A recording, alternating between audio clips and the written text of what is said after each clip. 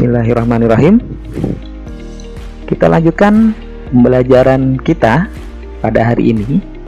Setelah kemarin kita mempelajari dua bagian. Bagian yang pertama yaitu tentang data. Bagian yang kedua tentang pengumpulan dan pengolahan data. Saat ini kita akan mempelajari masih materi pembelajaran statistika pada muatan pelajaran matematika.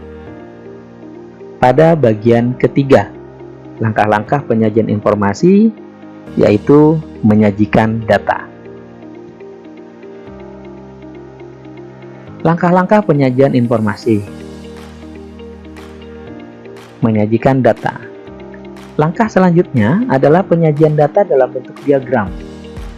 Jika kemarin kita menyajikan data dalam bentuk tabel, kali ini kita akan menyajikannya dalam bentuk diagram. Diagram yang kita gunakan kali ini adalah diagram batang. Diagram batang adalah media penyajian data yang dituangkan dalam bentuk-bentuk batang-batang persegi panjang yang menjulang mengikuti frekuensinya. Bisa naik atau turun, bisa sedikit atau banyak, bisa tinggi atau rendah. Sebelum membuat diagram, mari kita lihat kembali data yang disajikan dalam bentuk tabel kemarin. Atau kalian bisa melihatnya dalam buku catatan kalian. Hasil penilaian matematika kelas 4.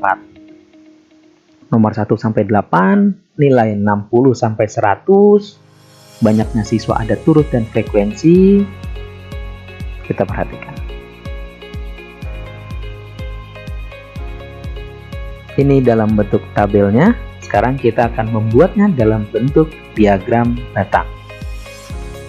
Nah, ini hasilnya. Nah, kemudian ada pertanyaan, loh bagaimana sih Pak? Kok tiba-tiba langsung ada hasilnya diagram batang? Bagaimana cara memindahkan dari bentuk tabel ke bentuk diagram batang? Perhatikan dengan seksama.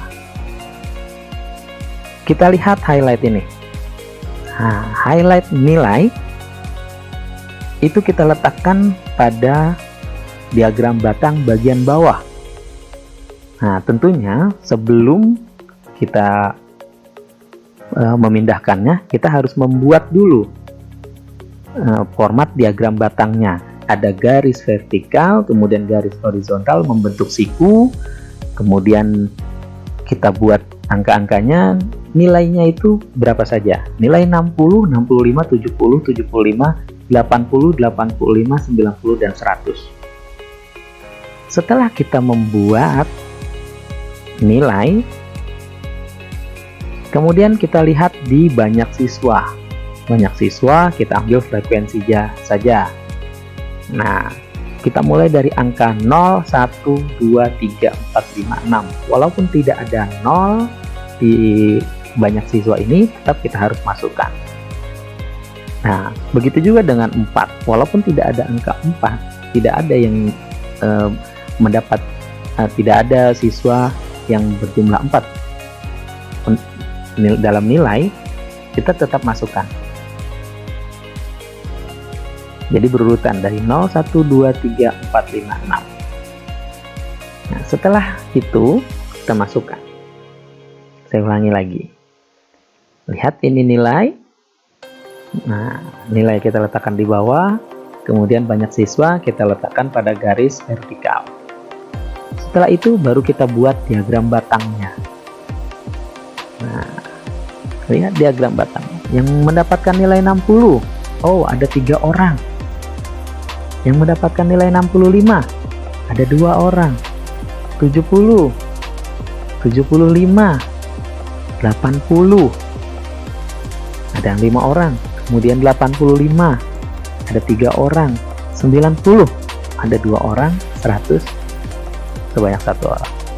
Nah, ini bagaimana caranya mengkonversasi atau mengubah dari bentuk tabel menjadi diagram batang. Ini hasil dari diagram batang yang tadi, hanya kita perbesar saja. Ada tugas lagi, ayo menjawab. Dari data dalam bentuk tabel pada diagram di atas, silahkan jawab pertanyaan di bawah ini. Pertama, berapakah nilai tertinggi yang diperoleh siswa kelas 4? Nilai tertingginya.